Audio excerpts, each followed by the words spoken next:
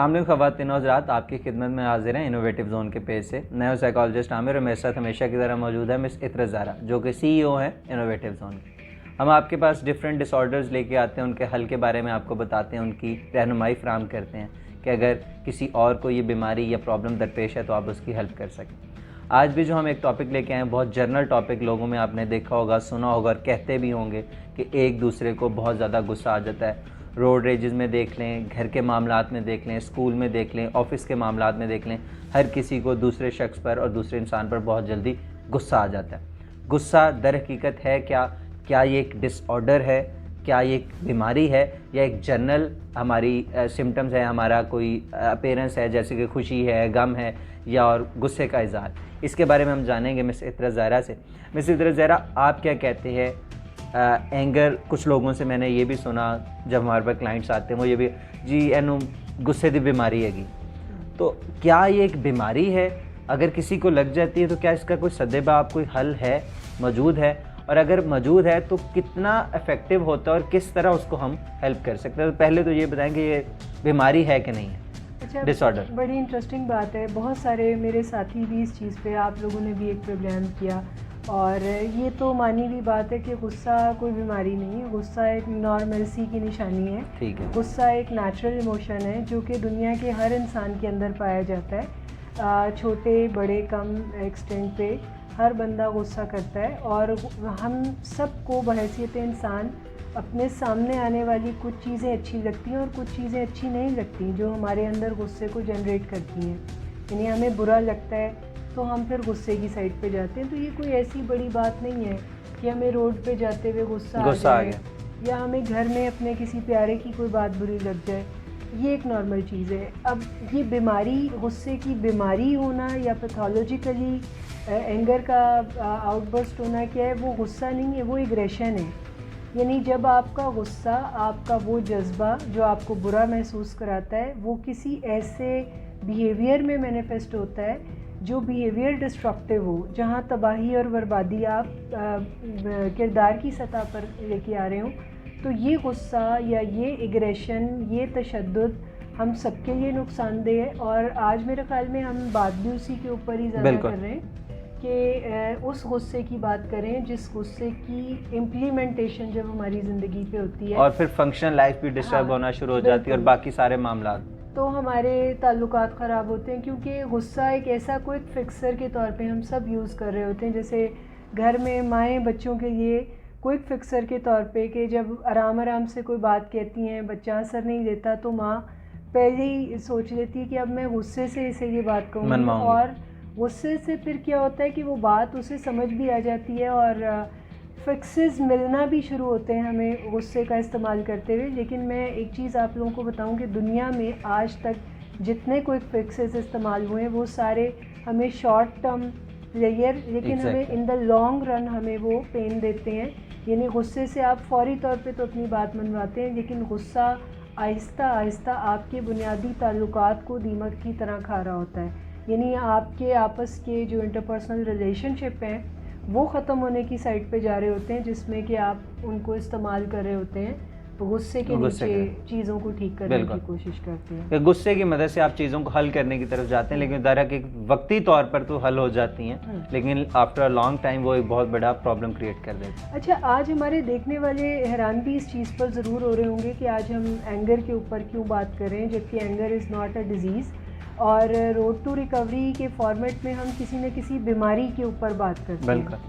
तो एंगर कोई बीमारी नहीं है, लेकिन ये बहुत सारी ज़हनी और नफ्सियाती बीमारियों में एक अलामत बन के उभर सकता है। बिल्कुल उभरती है। किसी बीमारी का सिम्टम हो सकता है जिसमें कोई पर्सन किसी मूड की एपिसोड में हो, तो वो इम्पल्सिविटी में अपनी किसी भी ख़राब थॉट को जिस वक्त अपनी ज़िंदगी पे उसका इम्प्लीमेंटेशन उसकी होती है तो चीज़ें ख़राब होना शुरू हो जाती है। या अगर उसे कोई अनरियल थॉट आ रही है, वो साइकोसिस में है और वो उस अनरियल थॉट को अगर अपनी ज़िंदगी पे उस पर कोई रोक डेवलप नहीं कर पाता, तो फिर उसके नतीजे में कोई नुकसान होता सबको नज़र आता है। तो इम्पल्सिविटी या एंगर का डिस्प्लेसमेंट कोई किसी बीमारी का सिम्टम हो सकता है। लिहाजा आज हमने सोचा कि इसके ऊपर रोशनी डाली जाए। सही।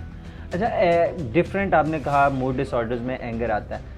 अगर एंगर को हम सिर्फ अपने को रोकते हैं, इसके ऊपर काम करते हैं, तो क्या हम उस डिसऑर्डर से बाहर निकल सकते हैं? देखिए, डिफरेंट किस्म के, ये तो बड़ी कॉमन सी क्वेश्चन आपने पूछा। जैसे अगर किसी को मिसाल के तौर पर कार्डियोवैस्कुलर डिजीज़ है, सही, अब उसका कोलेस्ट्रॉल भी बढ़ा हुआ है, उसके ट्राइग्लिसराइड्स भी बढ़े हुए हैं, उसका वेट भी ज़्यादा है, उसका शुगर लेवल भी कंट्रोल नहीं हो रहा, ब्लड प्रेशर भी कंट्रोल नहीं हो रहा। अब ये कई तरह की अलामात हैं मौजूद है उसके साथ। अब वो किसी एक अलामत को अगर रिकवर करने में कामयाब हो जाता है, तो इसका मतलब ये नहीं है कि उसकी जो बुनियादी बीमारी है वो ख़त्म हो जाएगी। इसी तरह अगर गुस्सा किसी बीमारी की मुख्तलिफ अलामात में से कोई एक अलामत है, तो एक अलामत के ऊपर काम करके आप पूरी बीमारी को कैटर नहीं कर सकते। इसके लिए आपको मल्टी डायमेंशनल तमाम सिम्टम्स के ऊपर काम करके चलना पड़ेगा। हाँ, ये है कि इम्पल्सिविटी आपको एक रिलैक्सेशन, इसको कंट्रोल करना आपको रिलैक्सेशन देता है, आपकी ज़िंदगी में ईज़ डेवलप करता है, और इर्द गिर्द के लोगों को भी आपसे नुकसान पहुंचने की तवक्को कम हो जाती है। सही। तो इसको कंट्रोल करना एक आसानी ज़रूर पैदा करता है आपके किसी भी डिसऑर्डर में। इसकी आपको रहनुमाई फ्राहम करना चाहेंगे हमें कि इसको कैसे मैनेज किया जाए, किस लेवल पे मैनेज किया जाए? अगर किसी में एंगर नज़र आ रहा है, वो एग्रेशन की सूरत हाल में कन्वर्ट ना हो आगे चल के, उसको किस लेवल पे हम कंट्रोल करें? बड़ी इंटरेस्टिंग बात है कि थॉट्स सबको आती हैं, मुझ समेत हम दुनिया के तमाम अफराद को थॉट्स ऐसी आती हैं जिसमें कि एंगर का आउटबर्स्ट होने की तवक्कुआत पूरी मौजूद होती हैं। लेकिन इसका सबसे आसान हल जो किया जा सकता है कि वो ये है कि आपको जो भी थॉट आ रही है, आप उस थॉट को थोड़ी देर के लिए होल्ड कर लें। यानी आप उस थॉट के ऊपर पूरी तरह से अमल करने से पहले उसे थोड़ी देर अपनी थॉट्स में रखें और उसके बारे में क्या, क्यों, कैसे ज़रूर सोचें। ठीक है, ये बड़ा शानदार कुलिया है। लेकिन मैं यहाँ पे मैनेजमेंट की बात करते हुए बार बार इस चीज़ पे ज़ोर दूँगी कि हम देखने वालों की रहनुमाई तो करें, लेकिन देखने वालों को अपने आप को दो हिस्सों में तकसीम करके अपने ऊपर काम करने की नीड है। बाज़-औक़ात आप कुछ टिप्स के साथ, कुछ रहनुमाई के साथ अपने ऊपर काम करने के अहल होते हैं, लेकिन बाज़-औक़ात कोई बेबसी की कैफियत होती है जहाँ पर कोई बीमारी ज़्यादा ज़ोर मार रही होती है। तो जहाँ बीमारी का एलिमेंट ज़रा ज़्यादा हो, वहाँ पर बजाय इसके कि आप कोई रेमेडीज़ यूज़ करें, वहाँ पर आपको प्रोफेशनल्स की मदद में जाने की ज़रूरत है।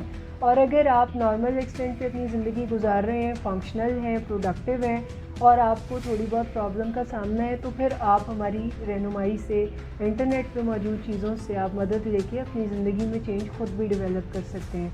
जैसे कि मैंने बताया कि आप थोड़ा सा होल्ड कर लें, रिएक्टिव होने की बजाय, फौरी अमल करने की बजाय उस थॉट पे रिस्पोंडेंट हों, उसके बारे में क्या, क्यों, कैसे के जो एलिमेंट्स हैं उन पर गौर करें। फिर अपने आप को फिज़िकली थोड़ा काम डाउन करने की साइड पे जाएं, क्योंकि गुस्सा जो रिएक्शंस हमें देता है उसमें जो पहले रिएक्शन ऑब्जर्वेबल है वो बॉडीली चेंज हमारे अंदर डेवलप होती है। हमारे हार्ट रेस तेज़ हो जाता है, दिल फाइट एंड फ्लाइट के मोड में बंदा चला जाता है, और हम ब्लश कर रहे होते हैं और आंखें सुर्ख हो जाती हैं और हम कफ़ें ऊंची कर लेते हैं, और ये चीज़ें देखी जा सकती हैं। तो इन चीज़ों को, ये जो ऑब्जर्वेबल चेंज आपके अंदर आ रहा है, आप इस चेंज के ऊपर काम करें, फिर थॉट के लेवल पे काम करें कि उन चीज़ों पे रिएक्टिव होने की बजाय रिस्पोंडेंट होने की साइड पे जाएं, थोड़ा सा होल्ड करें, अपना पोस्चर चेंज करें, अपने आप को रिलैक्स करने की साइड पे डालें, और सबसे अहम ये कि टाइम आउट लें। फौरी तौर पर रिएक्शन देने की बजाय आप टाइम डिले टैक्टिक्स आपको बहुत इसमें मदद देती हैं। और अपने जो आपका इमोशनल ब्रेन है उसको आपने जिप अप करने के लिए आप अपने प्री फ्रंटल कॉर्टेक्स या अपने ह्यूमन ब्रेन को अगर आप एक्टिवेट करना चाहते हैं, तो आप किसी फंक्शनिंग थॉट की फंक्शनिंग को बेहतर बनाने पे काम करें। किसी ऐसी चीज़ को सोचना शुरू करें जहां आपको सोचने में काफ़ी, यानी कोई कॉम्प्लिकेटेड थिंकिंग हो, जिसमें कि आपका ध्यान बटे, आप डाइवर्ट हों, और उसके बाद आप ज़्यादा बेहतर सोचने के काबिल होते हैं। बहुत शुक्रिया मैडम इत्तत। जैसे कि मैडम ने बताया कि हमें इसके ऊपर डिफरेंट लेवल्स में काम करना है, आपको स्किल्स की भी ज़रूरत पड़ती है, आपको किसी की रहनुमाई की भी ज़रूरत पड़ती है। तो ये डिफरेंट लेवल्स हैं। आप हाँ, इसमें आमिर एक चीज़ जी, मैं जी। यहाँ पे ज़रूर ऐड करना चाहूँगी कि ज़रूरी नहीं कि तमाम इंसानों को जो गुस्सा आ रहा है वो एक एक ही जैसा हो, और डिफरेंट फैक्टर्स पीछे मौजूद होते हैं। ये पर्सन टू पर्सन वेरी करता है। दुनिया के तमाम इंसानों के जो फैक्टर्स हैं जिनके तहत उन्हें गुस्सा आता है, जैसे जो बात शायद मुझे बुरी लग सकती है वो आपका ट्रिगरिंग पॉइंट नहीं ना हो, होगा। बिल्कुल। तो हम सबको ज़रूरत है कि अपने ट्रिगरिंग फैक्टर्स को, अपनी दुखती रगों को पहचान के अपनी उन दुखती रगों के ऊपर काम करें, ताकि हम अपने ऊपर कंट्रोल पैदा करें, क्योंकि गुस्सा नुकसान उसी का करता है जिसको आ रहा है। सही, यही बात मैं शेयर करना चाह रहा था नाजरीन, जो कि मिस इतरत ने बहुत एलेबरेट करके आपको बता दी। अगली दफ़ा एक नए प्रोग्राम, एक नए टॉपिक के साथ आपकी खिदमत में हाजिर होंगे। तब तक के लिए हमें इजाज़त दीजिएगा। अल्लाह हाफ़िज़।